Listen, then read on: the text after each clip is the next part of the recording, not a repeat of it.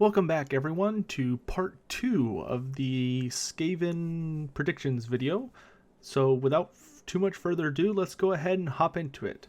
And the first unit I want to start with today, which I'm going to be focusing on units that I feel are unlikely to see in this DLC. One thing that I want to reiterate, because I've seen a lot of talk on various forums and other places that people link me and they're like, oh, Sotek only thinks there's going to be 5 units or 2 units and that's the end of the universe. No. My thing isn't trying to predict what all is going to be in the DLC. My thing is to try and kind of assign an order of what I think is likely to be in the DLC from like 1 to 10 or whatever. I don't have any hard predictions about how many units are going to be in the DLC or how many features or whatever, because it's an asinine thing, in my opinion, to guess that. I don't know what CA's planning. I don't know what their goals are. I don't know how big their dev team is or how much time they have committed to a DLC. There are so many factors that go into trying to predict how big or small or what the design philosophy will be for DLC that, just for me personally, I fucking hate when people try and guess things or determine things about a DLC before it's been announced. Like, it's pointless. And if you're out there and you're one of those people who's just like stirring shit up because you're like, oh, this DLC is going to be terrible. They're only going to have like 2 units and it's just going to be like copy pasta and they're going to be terrible. Like fuck you, man. Like, chill out.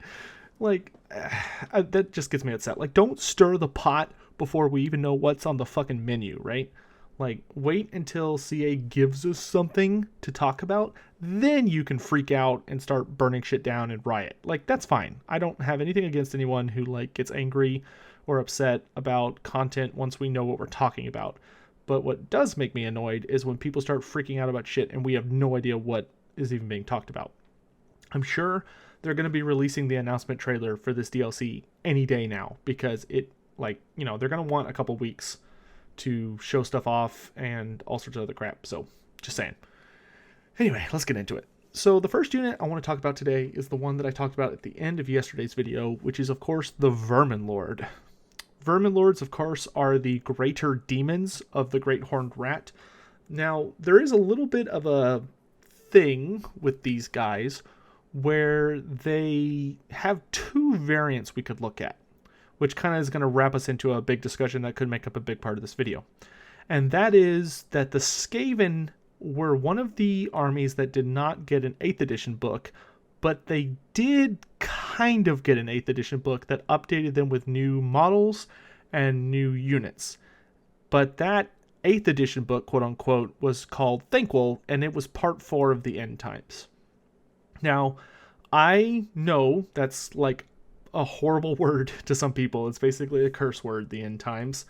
But it wasn't all bad, and one of the strongest parts of it, in my opinion, was the Skaven expansion during Part 4, where they released a series of new models, and they were gorgeous, and they were powerful, and they were very fun and thematic. And one of those was the Verminlords. Prior to the End Times, there was one Verminlord, and it was just a Verminlord, period, end of story. And it was kind of an ugly model. It didn't look very good, wasn't very big, and its abilities were pretty bleh. Like, it had this giant glaive that could do some pretty good multi-wound, and its whole thing was that it was just really fucking fast. It was like one of the fastest demons or creatures in all of Warhammer, because, you know, it's a big rat. And so it was kind of tough. It hit pretty hard, and it was super fast. And it could cast Skaven magic. That was it. Well, the End Times decided to turn everything on its head, and they said, okay, what if instead of just having a Verminlord, there were different kinds of Verminlords? So just like regular Chaos has 4 greater demons, 1 for each god, they created 4 Verminlords, 1 for different aspects of the Great Horned Rat. There were the Warpseers, which was... The Warpseer, in my opinion, is kind of the most... He's probably the most balanced one, and if I had to pick one for Total War Warhammer, this is the one I would go with. It's a caster-focused Verminlord, but he has this really big orb in his hand that affords him some magical protection, but in a desperate moment, he can use it as a one-use only ability where he throws it and it does a bunch of damage, but it leaves him more vulnerable to attack. But he also has a big Doomglaive, so he's pretty nasty in combat. He's a super powerful caster in either the Plague, Lore of Ruin or the Lore of Plague, and he's a super fast, big, scary demon. I love this build, but I wouldn't be at all upset if we got the other 3 builds, the Warbringer, who's a much more heavily armored version and is much more combat focused, and I think he split, and I think all of them have access to other lores, but they all have like an associated bound spell. So like the Warpseer's bound spell is Warp Lightning, the Warbringer's bound spell is Vermintide, which would be super powerful with what it does in Total War Warhammer. A big demon that could literally just keep summoning clan rats would be terrifying. The Clan Eshin one, whose big technical name I'm forgetting at this moment, had the Skitterleap spell, which is also very, very powerful. And then the last one, which was the Deceiver. That's the Clan Eshin one. It's called a Deceiver. And then the Corruptor, which is the Clan Pestilence looking one, had Plague as his super spell, which is a pretty nice AoE. But anyway, so like you have all these different Verminlords that they functionally all do the same thing. They're a fast-moving, heavy-hitting demon. It can't fly, but it is very, very quick. Has basically all of them have a built-in anti-large damage thanks to their Doomglaives. Some of them don't have Doomglaives, but most of them do. The ones that don't have Doomglaives are more focused on dealing damage to lots of infantry, so I would see them having an anti-infantry bonus. They cause terror. They have the same resistances that the Everwatcher does, Sartorial, so they would probably have very high physical resistance, very high magic resistance, and very high missile resistance, which is functionally just giving them a ward save. It's just that CA gave like different values to Sartorial's 3 resistances instead of just giving him like a flat rate with his ward save, but it functionally does the same thing. So that's kind of what I would expect the Verminlord to look like. The reason why I don't think he'll be in this DLC, though, is because he is one of those units that's caught in that end times bubble. And we're going to be talking about another unit that I'm sure many of you are very familiar with and very excited for later on in this video, but they also fall very heavily into that category. You know what, we'll talk about them next. But in any event, so the Verminlord, very cool model. It's probably one of my most anticipated models for the Skaven, and I deeply, deeply, deeply, deeply hope we get the end times version. I know there are a lot of people out there who have a stigma about the end times, like, you know, it gives you bad memories because you're like, I killed Warhammer, or maybe it's because like it was written poorly, especially towards the end, or actually, well, towards anything past part 1 out of 5, or you know, a lot of people just hate on it to hate on it. I think a lot of people haven't even read it and they still hate it, which is fine. You know, it got rid of Warhammers. That's a reasonable reason to hate it, even though I don't think Age of Sigmar is that bad. But in any event, I deeply hope everyone can come together and agree that the end times Skaven models should be part of their Warhammer Fantasy vision. It should be part of their identity as a Warhammer Fantasy race and should be made available to them in games like Total War Warhammer, because these models are sexy as fudge, and I really, really, really want them to be playable so I can see them in a 3D space, and they just look so awesome. So I deeply hope that we get these end times Verminlords eventually. I feel pretty strongly that there is a future ahead for all of the base races, because you can keep doing DLCs for base races and not break any of the rules. The DLC races are obviously a little fudgy when it comes to how to expand their rosters meaningfully, like, you know, Beastmen and stuff, but that's a discussion for another time. But for like Skaven, there's no reason we can't have another DLC later down the line, whether it's a new Lord pack or some other shenanigan. In any event, though, so that's going to be it for the Verminlord. Like I said, I don't think we're going to get the normal one because I'm hoping they're going to do the end times ones, but I don't feel like it's the right time yet for an end times one. Or if you were going to do an end times Skaven pack, I feel like you'd kind of need to do them all together in a DLC, you know, like have just an end times themed DLC for the Skaven, where like maybe you would have Throt the Unclean leading like the Verminlord and the other couple things we're about to talk about. But yeah, that's the Verminlord. Anyway, it's time to move on. So with the Verminlord out of the way, let's talk Stormfiends. Keeping with the End Times theme, this was another unit the Skaven received in their End Times update, and Stormfiends are one of the coolest Skaven units ever.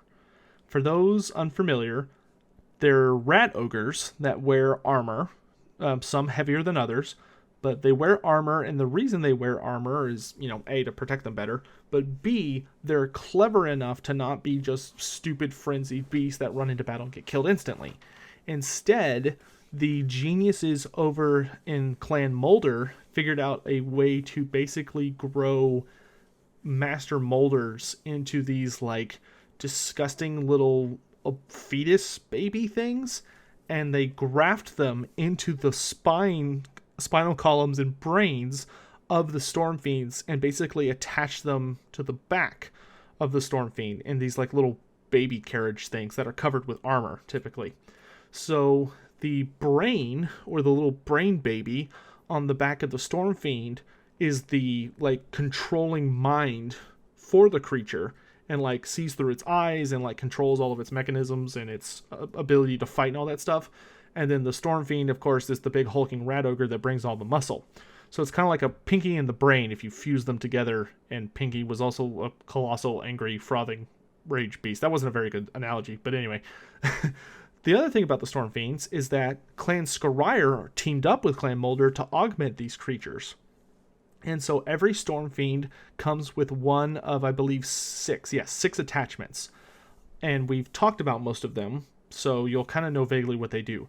They can have rattling cannons, which are like rattling guns, so they're like, they're rotating not machine guns, but rotating Gatling guns. They can have Warpfire blasters, which are just flamethrowers. They can have warp grinder gauntlets, which are these big grinder fists, which are these giant. You kind of know how the Bonebreaker Rat Ogre has like those giant spikes of warpstone for fists. Well, imagine if they had. Imagine a Stormfiend with two of those, except for they were like electrified and could burrow through the earth and allowed them to basically do Vanguard deployment. But they're functionally kind of the same thing. They can have wind launchers, which are just poison wind mortars. They can have shock gauntlets, which are these big old gauntlets that have just lightning coming out of them. They just punch you and it just electrocutes the fuck out of you. And then, of course, they can have Doom Flare gauntlets, which are my personal favorite, which are just these giant whirling balls of death. Like, it's just a bunch of blades and a flail stuffed into this arm that just rotates freakishly fast, and they use it to just cut people up and beat them to death. And so, basically, there are 3 melee variants and 3 ranged variants, which are the Wind Launcher, Warpfire projectors, and Rattling Cannons are the ranged units, while the Shock Gauntlets, the Grinder Fists, and the Doom Flare Gauntlets are the melee variant. Now, I'm going to be honest, I have no idea how this unit would work in practice, because the cool thing in Tabletop was you could design each model to have a different equipment setup, but I don't think that would really work in Total War Warhammer. So I don't know if it would be like you would get a small elite unit of them and all of them would have the same weapon, or if it would be like you could get a melee group that had a mix of those weapons, and then you could have a ranged group which had a mix of those weapons, which I think would work for the melee group. For the ranged group, it gets kind of weird. Or you could just have 6 variants. I mean, it'd be a little wild, but it wouldn't be the weirdest thing in the universe. But Stormfiends, other than that, they wear armor. The ones that fight in melee wear much heavier armor, while the ones that fight at range tend to wear lighter armor, because, you don't need it if you're fighting in or you don't need it if you're fighting at range. They cause fear, they don't have frenzy, and they are skirmishers, so they tend to have like a wide formation that allows them to kind of just go toe-to-toe to people. But basically, they're just really good Rat Ogres. They're Rat Ogres without Rampage. The only thing that Rat Ogres have on them is that Rat Ogres are cheaper. That's like the only advantage. But they are a super cool unit. They have an excellent theme to them, and the whole thing of like mixing 2 clans to create an uber beast, I fucking love. So I would be very, very, very, very, very excited to see Stormfiends be put into the game, but they would have to come in some kind of end times theme pack. But they are one of the units where I'm in the back of the room being like, let us have end times shit, even if we're not doing an end times focus. Like, just fucking give me the just give me the units. They look so cool. So yeah, these are guys I hope to see in the future, but that's all you really need to know about them. If you're interested in like fighting one, you can always play Vermintide and the Rat Ogre that has the screaming baby on its back and has the flamethrower hands. It's a Stormfiend. So there you go. All right, let's go ahead and keep moving. Speaking of Clan Molder and Clan Skurry, which are actually the only two major clans that are missing any units from the Skaven, they actually took care of Pestilence and Eshin pretty well with the initial base game. Let's focus on finishing up Skurry next. So Skurry has two more weapon teams that I introduced in the last video. We talked about the weapon teams it's a pair of Skaven, so there's always two of them. And the two of them carry some kind of weapon that does something. So we talked about the Warpfire throwers, we talked about the Poison Wind Mortar, and we talked about the Rattling Gun last time. Well, there are two more I'd like to introduce you to today. The first I'm going to be talking about is the Doom Flare. So the Doom Flare, if the Doom Wheel is a giant hamster ball of doom and death, then the Doom Flare is more like the pocket-sized version. It's a much slower but equally deadly contraption that its whole purpose is that it's a very, very heavily armored whirling ball of death. And there's basically two Skaven that are able to direct it to like push it forwards, but that's like push it around, and that's all they can do, and it just rotates like crazy. And if it gets close enough to you, it just absolutely like rips you into 1,000 shreds. It's not really the highest. It's not the highest strength attack, so I wouldn't expect it to have very high weapon strength, but it does a ton of AP. So I could see it not really being super high in the weapon strength category, but instead just having crazy high AP ratios, and it's not very fast. It shouldn't move any faster than like regular Skaven infantry. And its goal is you just whirl it into combat and just laugh hilariously as it just goes in and just destroys everybody with its whirling death. Because it's just like a series of blades that are always going over each other and just cutting people into little tiny pieces. And the only other thing about it is that it's very heavily armored to the front.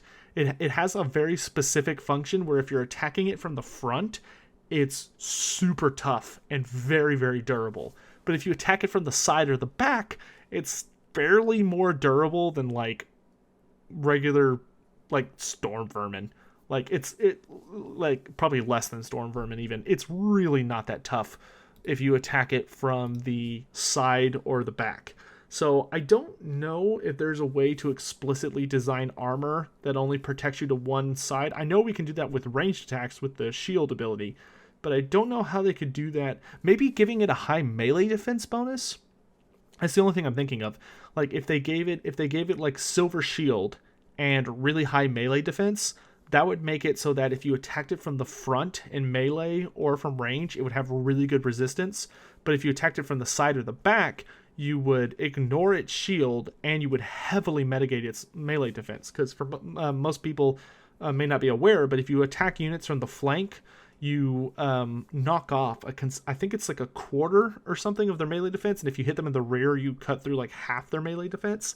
But that's why people are always like trying to get behind you or hit your characters from the back or stuff like that, because attacking something in the back or the side drastically cuts into their melee defense. So maybe that could be a kind of a cool way to do the Doom Flare, but it's a very goofy looking model, to be quite frank, and it's very complicated. I think I'm not exactly what it would I'm not sure what it would look like moving. I don't know if it would like hold still until it got into battle and then rotate, or if it would just be rotating always. But if it's always rotating, it looks like it could be kind of complicated, but who knows. But yeah, it's a unit I would be excited to see, though. I'll say that much for sure. Next up is probably the most useless of the weapon teams in a live action game, which is the Warp Grinder. So the Warp Grinder it made sense very, very well in tabletop, which is that the Warp Grinder would allow you to dig a tunnel up into the battlefield, and a unit would like follow it through these tunnels, and it could pop up anywhere on the battlefield. So it would be something like you'd start the battle, and then on turn 2 or whatever, you'd be like, all right, my Warp Grinder's coming up, and you'd roll a dice to see where he comes up on the battlefield, and that would allow you to, you know, gain a flank or a terrain advantage on your enemy.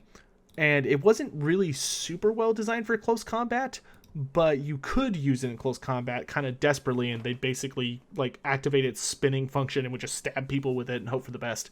So it's not a unit that really makes any sense in Total War Warhammer, because it's a live action game, so you can't like hide a unit off the battlefield and then have it deploy during the battle that you paid points for. Like, you know, we can have Ushabti like show up on the battlefield when enough Tomb Kings have died, but that's pretty different. Or, you know, like summon a Skaven unit. But I don't really see how the Warp Grinders could be like that. This one kind of leaves me like, like I could see this being an attachment to a unit, but if it's going to be like the other weapon teams we've seen so far, which is granted just the Warpfire Thrower, then it needs to be like a separate unit. So I'm not really sure how this one would work, other than like maybe if it was like a decent armor piercing, decent weapon strength unit that just had Vanguard, so you could like deploy it alongside your Clan Eshin guys to give them a little bit more oomph when they sneak around the back and attack people. That's literally the only thing I could think of. The Warp Grinder is definitely one of those units that if you're listening to this video, I'd love to hear y'all's opinion on. Like, how would you make this thing work? Because that's the only thing I can think of, is if it had like maybe stock, but definitely Vanguard, so you could deploy it with your Clan Eshin units and it could sneak around the back and would allow them to be a little bit more dangerous in melee, because, you know, as they're throwing all their knives and throwing stars, and like, you know, your enemy sends in cav or some kind of unit to block them, like a spearman unit or swordsman, you could run the Warp Grinder forward and it could start chewing through people. But that seems like a stretch to me. But, you know, I've seen crazier stuff from CA, to be quite frank, by this point. So that's gonna be it for that unit. So let's go ahead and move back over to Clan Moulder. The next unit, we're going to be returning back to the Monstrous Arcanum, which, like I talked about in yesterday's video and even the Lizardman videos, was an expansion released by Forge World for Warhammer Fantasy Tabletop 8th Edition that really brought some pretty creative and inspired monsters into the playable world of Warhammer Fantasy. It brought back the return of a number of units who had been long forgotten, but we also saw some really interesting introductions, like the Necrofex Colossus, which is, of course, a fan favorite of many people, especially those of you who like the Vampire Coast. It's just a super fun unit.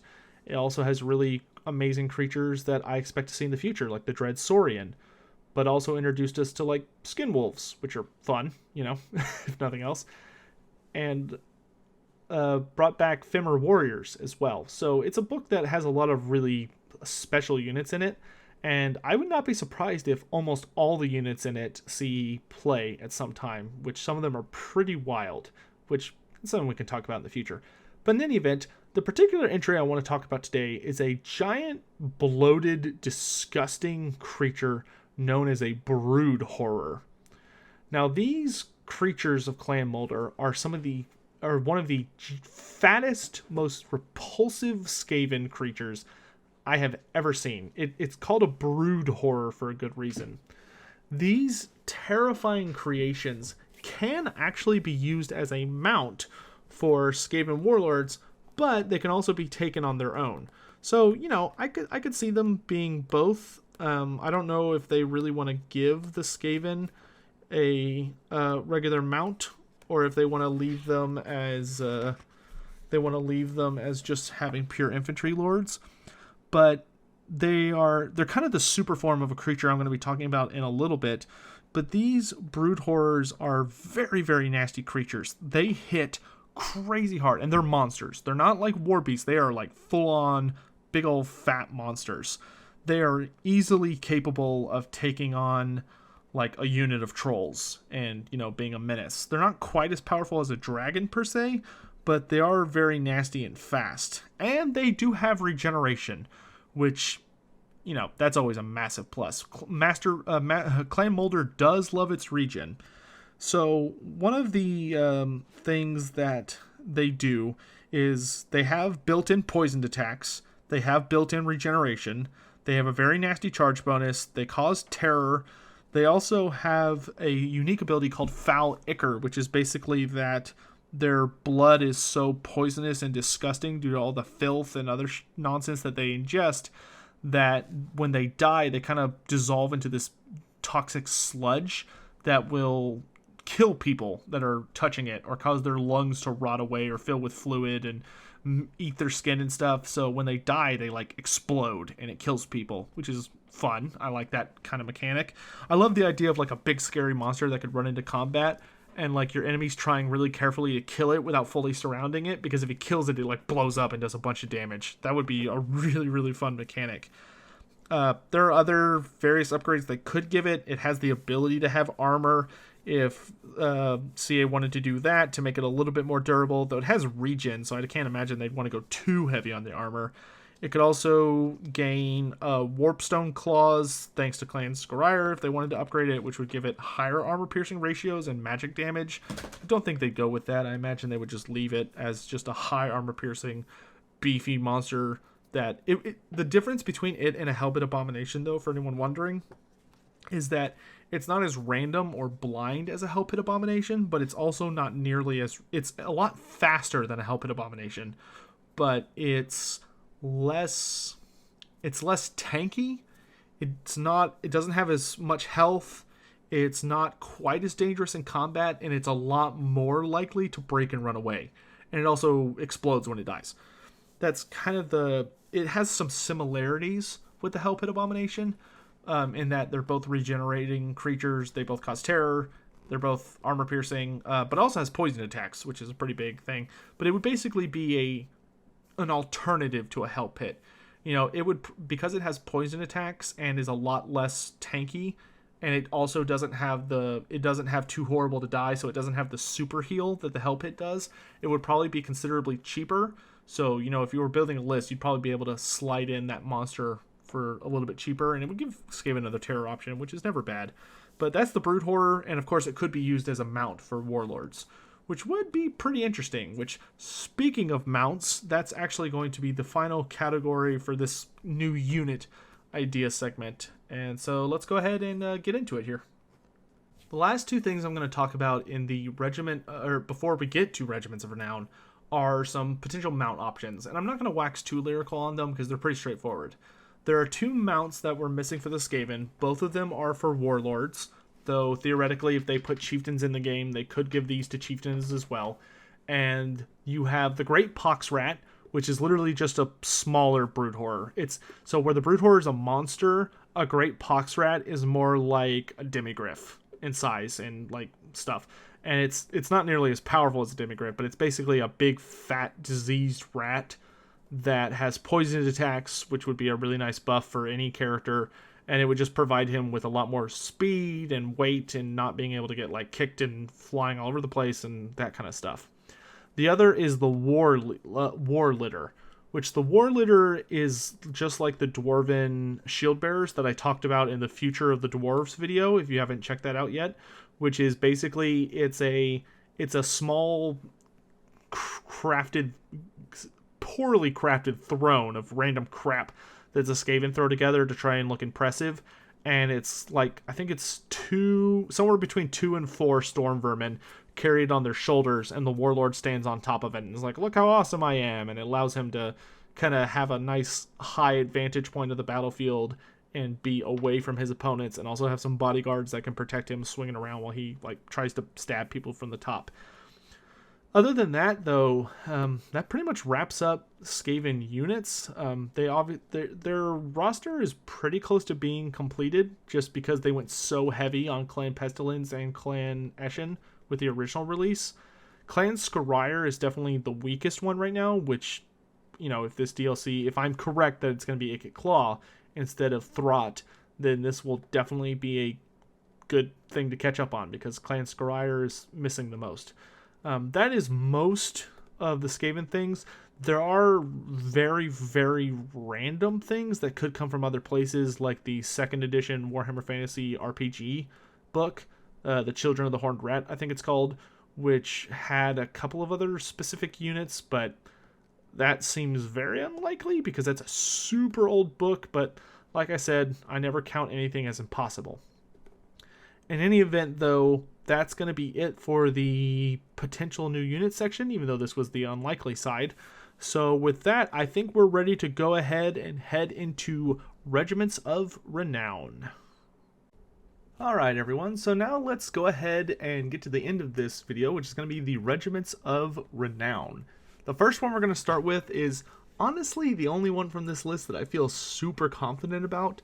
The rest of these are going to be taken from a book called Uniforms and Heraldry for the Skaven, because when we did the High Elves Regiment of Renown with the Queen of the Crone, a fair amount of the units actually came from their Uniform and Heraldry books, so the Skaven could be a very similar situation. This first unit does not come from Uniforms and Heraldry, though. It's just super famous. So the first Regiment of Renown unit I want to talk about are known as the Albino Guard, or the Council Guard. These are the Skaven that are the personal bodyguard of the Council of 13, and they are often sent out to accompany Greyseers or really powerful members who represent the Council of 13. And there's not a whole lot to say about them other than they're these hulking, beefy storm vermin that have white fur. That's how they get the name the Albino Guard. The only thing that's super notable about them beyond that they just have the best equipment, the best training, and the best weapons, which I guess would be a piece of equipment. Good job, Sotek. Anyway, the Albino Guard, most of them, if not all of them, have their tongues cut out. And that's so they can't communicate anything they hear in the council chamber to other members of the Council of 13 or other Skaven who are attempting to supplant members of the Council of 13. The Council of 13 actually takes a lot of precautions to make sure that the Albino Guard are incredibly loyal, but also can't share secrets with other members. But that's one of the main things they do, is they tend to cut their tongues out. I would be surprised if CA remembered that, to make sure that they only maybe yell but don't say anything. Because I think the Phoenix Guard are a silent unit in Total War Warhammer, so maybe the Albino Guard will be as well. But in any event, that's pretty much them. I would just expect them to be a Regiment of Renown Storm Vermin that maybe was immune to Psych if they wanted to make them super powerful, and just had a really high stat line. But other than that, and I would hope they have halberds, because that would be kind of the classic version of the Storm Vermin. But that does it for the Albino Guard. The first of the Uniform and Heraldry units we're going to be looking at today are Fangsnapper's Clawpack. This is a group of clan rats that come out of clan Moors, and traditionally in their artwork they are clan rats with spears that wear pretty heavy equipment, and they're led by a very nasty Skaven by the name of Fangsnapper, because he is pretty ruthless. In fact, his predecessor, who was the original leader of the Clawpack, Skrak managed to throttle him to death using his Fang leader's own tail to kill him. So he was killed being choked to death on his own tail, which is a pretty horrible way to go. In any event, though, Skrak Fangsnapper and his Clawpack have been very successful in numbers of stories. They participated in Clan Moor's victories over Clan Corpulent during some battles beneath Carrick 8 Peaks. They also participated in the sacking of the Empire town of Buchendorf, which is where Skrak actually took over and got the name changed to Fangsnapper's Clawpack. But they're just pretty much a fairly noted and skilled group of clan rats. This is a Regiment of Renown I would fairly expect, because most RORs have at least one or two Regiments of Renown that are pretty low-tier infantry with pretty interesting skills. So I would just expect these guys to be clan rats with spears that maybe have higher leadership and a better stat line, maybe higher armor and maybe armor piercing. That could be an interesting way to increase them. A lot of these don't necessarily have a famous trait, I should note, as we're going into it. They're just kind of famous units that have a little bit of a story to them. But anyway, let's go ahead and keep moving. The next unit is actually another version of Storm Vermin, though these ones I would propose to be the Sword and Board variant instead of the Halberd variant, and they are known as the Deathvermin, or sometimes they're called the Black Death. But basically, they're the most elite storm vermin known in all Skavendom outside of the Albino Guard, and they are the best of the best that Clan Rictus is able to put out. Which Clan Rictus is a warlord clan that's who Tretch represents. If you have played Total War Warhammer, then you know Tretch. His clan is actually from the Darklands, but Tretch's his clan's capital is not currently on the map for Mortal Empires. It's a little bit further to the east. So that's probably why he's in Naggaroth for now. But in any event, his warlord, Cratch Doomclaw, actually really despises the Deathvermin because they're so successful and so dangerous that he's been purposefully sending them on borderline suicide missions, trying to get them all to die so they won't threaten his rule, but they keep coming out on top and they keep finding ways to succeed. So they're like the opposite of most Skaven. So they're just a very powerful, determined, and ruthless group of storm vermin who are, and they are black-furred because they're from Clan Rictus, and they have very, very excellent equipment and are notorious for being determined fighters who just kind of find a way to survive. Now, for their abilities, I would expect them beyond having a better stat line with Sword and Board. A fun thing to do with them maybe would be to have them gain like a ward save when they lose a certain amount of health, or maybe they could take a little bit of inspiration from Tretch's own abilities. So maybe if they're winning combat, they get a little bit of a bonus like Tretch does, or perhaps if they lose combat, and maybe it'd be something funny like Tretch, where if they start routing, perhaps it would cause them to gain stock while they're routing, or they get some kind of improved defense when they start losing combat, but just something to kind of tie them into that Clan Rictus representation would be cool. And I actually want to take this moment to say the reason I don't think Queek Headtaker's personal bodyguard, gosh, I'm forgetting what they're called off the top of my head, but the Crimson Guard. The reason I don't see them being a regiment of renown is because Queek has abilities in his skill profile that like pretty much already ties to them. It's kind of like how Grimgore Ironhide already has a banner that lets you have Immortals, just like Queek already has his ability to get his soldiers. So I don't see them being like a regiment of renown on top of that. You know, I'm expecting different people to take those slots. But in any event, that's the Black Death, aka the Deathvermin.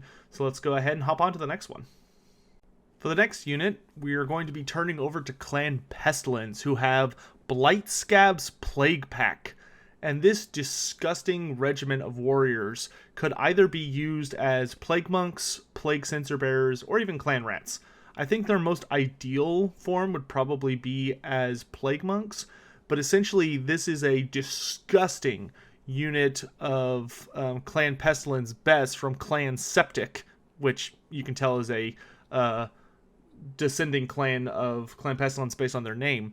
But all of their warriors are noted to have like super matted fur with boils and buboes covering their skin, and they have a bunch of contagions living on their bodies, which has allowed them to spread diseases in the name of the horned rat to great effectiveness. They are actually credited with unleashing an outbreak of a disease called the Bleeding Eye Rot that drastically cut down the population of Nuln, which of course is the capital of Wizenland, and is a major city in the Empire. So, you know, they're so diseased that they didn't necessarily do a bunch of damage to a city by attacking it. They did it just by being there long enough that they caused a horribly deadly disease to break out. For their ability, either as Plague Monks or Plague Monk Censer Bearers, I would have Blightskab's Plaguepack probably have some kind of unique ability where maybe if they're in combat with you, they do like slight damage over time to represent their how disgustingly diseased they are, that they like start infecting people around them. Or I would have it be whenever one of them dies, maybe he like his, you know, pus-filled blood and disease pops out and like causes you to get infected and die. So when one of them dies, they like explode into some diseased filth, and it causes some AoE damage that could like apply maybe poison or maybe they could even have a unique passive that instead of poison on their melee attacks, maybe they have like a disease, which is like an advanced form of poison. So it causes even greater side effects than you would normally take from just being hit by a poisoned unit. So there's some kind of interesting ideas. Let's keep trucking. This next unit, I remember specifically, was in that potentially bogus leak that showed up on Reddit like 6 months ago. And it was for a creature owned by a clan Molder descendant clan known as the Beast of Seep-Gore. And it's this horrible colossal creature owned by a clan named Clan Gritus or Clan Gritus. And they are a very, very wealthy clan that has been trading with the Master Molders of Hell Pit to basically try and create the largest, most horrific, most disgusting creature to ever live. And it's known as the Hell Beast. And it's basically just a super Hell Pit abomination. Now, if my memory serves correctly, I believe this creature is already in Total War Warhammer as the Skaven monster you can hunt down with the Norskins, which is why, instead of saying that I think it should be a Hell Pit abomination, which if it's not the beast of the Hell Beast of Seep-Gore, which I'm pretty sure it is, then I would say, oh, then make it a Hell Pit abomination. But if it is the creature that the Norskins are already hunting, then for the Regiment of Renown, I would recommend instead having it be like the beasts of Seep-Gore or the rattlings of Seep-Gore or the wolves of Seep-Gore to be like its, brethren or descendants or whatever, or creatures that were created along with it, and either have it be giant rats or rat ogres or wolf rats. And basically, I would probably give it some kind of physical resistance to represent its like mutated brilliance. Or you know what? Regen. Just give it regen. If it's a rat ogre, wolf rat, or giant rats, giving them regeneration would make them perfectly freaking scary and a really effective, powerful unit. So I think that would be a good answer there. If it was a Hell Pit abomination, I would probably make it one of the super Hell Pits that you could take in tabletop, which was giving them Warpstone spikes, which gave them magic resistance and also gave them magical attacks. I think that would actually be a really cool upgrade for a Regiment of Renown. Hell Pit abomination would be having magic damage and 25% magic resistance, so it's more resistant to someone using Flaming Swords of Ruin or whatever on it. Alright, let's keep going. Popping on over to Clan Eshin, we have the Skurry-stabbers, who are a murderous Clawpack that can be found within Clan Treacherich. And these guys are infamous in that they have killed so many Skaven from their own clan. They are notorious backstabbers, to the extent that it's supposed that it's been several years since they killed anything that wasn't originally from their clan. That's how treacherous these guys are. In fact, their current claw leader, whose name is Gristle Twitch Slice, is a rather imposing figure who's actually managed to remain in charge for longer than anyone has in 20 years. He's made it a whole 3 days. Round of applause for that brave and comparable soul.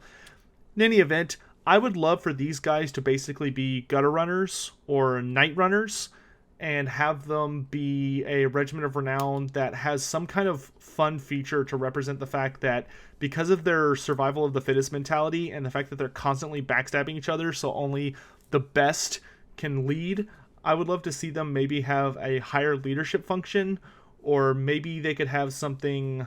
it's hard to think of anything specific. I almost wonder, because of their constant fighting to kill whoever's in charge and take over, if they would have the ability to hurt themselves, kill off a unit model and give themselves a leadership boost if somebody new takes over or something like that. Or maybe what they could do is, since they're so used to backstabbing and don't really care about their fellows, wouldn't it be great if they had immunity leadership wise to local enemies routing? They just didn't care if enemy units nearby were routing. Just something like that. They treated all allies as being insignificant or not disposable. The other word for it, the keyword that the goblins have. But in any event, that's just kind of a fun thought I had. But I would like to see these guys as kind of the Clan Eshin ROR, because if there's one thing I really hope they do with this DLC is when they give these ROR units, they make sure to do just like they did with Queen of the Crone, where it's units from all across the army/race, not just units that only fit the narrative of the character in charge, if that makes sense. Following the line of covering the major clans, we now have the Turntails, who are Clan Volkn's longest-serving clan rat regiment, but that's not actually the important aspect of them. They have survived some pretty nasty battles, but as their name implies, they haven't survived because they win, they survived because they're the best at running away, which has caused their warlord, because they've survived so many battles, to believe that they're actually good at winning, because he's like, oh, they always come out on top, look how many of them survive, when in reality they're really good at running away and covering their tracks. However, their Clawpack has gotten much more famous since the warlord granted them the use of weapon teams, which weapon teams we've talked about we talked about yesterday and earlier today, being things like Warpfire throwers, warp grinders, doom flayers, rattling guns. So what I would do for the Turntails is I would actually have them be a weapon team unit. So like rattling guns or warpfire throwers or poison wind mortars or doom flayers, I'd have them be one of those units. And to represent the Turntails' habit of fleeing, I would give them a vastly improved version of Scurry Away, which is whenever the unit breaks from combat, regular Skaven get like a pretty solid speed boost. I would love to see these guys like fly. Like, it'd be funny to see them already have higher than average speed than all other weapon teams, but it'd be really funny if when they break from combat they get like a 50% bonus or something and just haul ass so that they can get to safety and immediately turn around and start firing again. And that would actually be a really useful ability, especially if they could outrun like anything that wasn't Cav, essentially, to really allow you to pull that unit back into safety and reform it with the rest of your army and get it back firing again. So that's kind of the idea I have with the Turntails. But, you know, and on any of these guys, I would love to hear y'all's opinions on your own ways to implement some of these units down in the comment section below, of course. So the last unit I'm going to do is technically in the Uniform and Heraldry book, but it's the 8th unit I'm putting in this section because I think I need to do at least 8. And the unit that comes to mind is, I'll be honest, came straight from that leak we had on Reddit 6 months ago, and it just kind of stuck in my head. So there's a clan known as Clan Volkn, who are a group of Skaven that are obsessed with fire.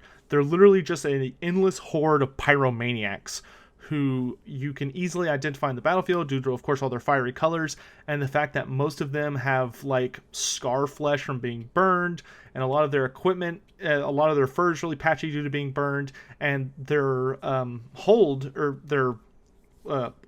whatever you want to call it, where they come from, is even located inside of a volcano. Like, they have a really intimate relationship with fire. So for these guys, they are infamous for their Warpfire throwers, and the fact that they're always tinkering with their own Warpfire throwers to make them more explosive, more dangerous, shoot further, shoot harder, shoot more, and they love tinkering with their Warpfire throwers to make them bigger and better. So I would love to see these guys represented as a Warpfire regiment of renown, and just have them be like, maybe just have their fire damage be just way stronger. Kind of like how the Skulder Guard, you know, shoot those really powerful missile weapons compared to regular Iron Drakes. I love to see these guys kind of, instead of shooting like bullets though, I would just love to see their fire be very, very different. Like, it's a different color, and maybe it's like significantly armor piercing, so it allows them to actually harm all units instead of like regular Warpfire throwers who are only good against really specific targets. Or maybe it has a longer range, or a better arc of fire, or whatever you want to think of to improve the unit. But they're a clan that's pretty different than most Skaven, because most Skaven aren't super obsessed with things that are dangerous because they tend to get blown up and they're like, no. But the fact of a whole clan that's just super obsessed with fire, I've always loved. The only other clan that's kind of like them that I like is, I forget their name off the top of my head, but it's essentially a clan that's known for, they're kind of obsessed with the dead and the undead. Clan, is it Clan Carrion? It's either Clan Carrion or Clan Morbidus. I think it's Clan Morbidus, but they even have like a long-standing feud with Nagash, and I would love to see either of those make it in as a regiment of renown. So in any event, that's going to wrap up that section for us. Alright guys, and that's going to do it for my speculation video on the Skaven for the upcoming DLC. Once again, I want to heavily reiterate that I don't have any kind of information backing up my ideas or my thoughts or my predictions. It's literally just my gut feeling. And sometimes I'm pretty good with my gut feeling, but I think a lot of the time people take my predictions. I tend not to make predictions until there's evidence on the board. And I think a lot of people conflate that with me being like a masterful guesser, when it's more of I tend to wait until I see something or hear something that confirms my suspicions. Because you're right, when CA scatters some breadcrumbs on the ground, I feel pretty confident in being able to put 2 and 2 together in my head. But in this event, there's nothing for me to guess on. I'm literally just taking shots in the dark and hoping I hit something. So don't put too much credence or belief behind these predictions. You know, if CA comes out with their DLC video and it's nothing like my predictions, or it's half right, or it's completely right, like, don't be that guy that's like, oh, this is bullshit because Sotek said it would be blah and it's not and I'm mad. Like, don't be that guy. Come on. I'm literally just, my guess is as good as your guess in this instance. The only thing that sets me apart from other people who are making guesses is that I tend to have more conservative expectations and like to be pleasantly surprised instead of having really high expectations and being disappointed. And I think I also have a much broader pool of ideas to pull upon because I own all the books. You know, a lot of other YouTubers and stuff are having to just Wikipedia crap or go to the sometimes terrible, sometimes okay Warhammer wikis and, you know, just look at that, or they're having to like, you know, it's a difficult guessing game. But in any event, I hope you guys enjoyed these videos. The response to them has been really solid, so I really appreciate all that. And of course, I will be back the instant CA reveals anything. I will definitely do a live reaction to the trailer because I'm probably going to get kind of emotional or excited, and people seem to really enjoy that. So whatever. In any event, I hope you all have a wonderful evening, and I'll see you next time. Take care, guys.